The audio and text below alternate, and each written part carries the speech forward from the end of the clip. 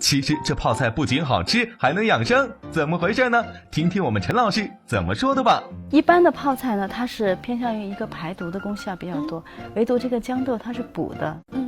它泡的豇豆是补肾的。不做成泡菜呢，它也有一定的补气的作用，但是只有做成泡菜以后呢，它入肾的作用才特别的强。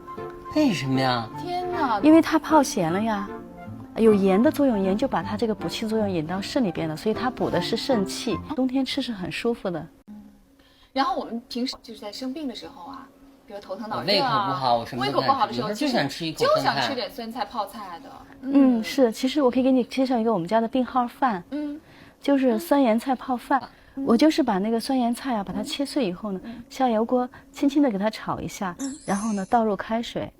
然后再把这个米饭放进去，这样一煮，是把那个煮熟了的米饭，熟的米饭，对，稍微煮一煮，这样一煮就煮成一锅泡饭了嘛。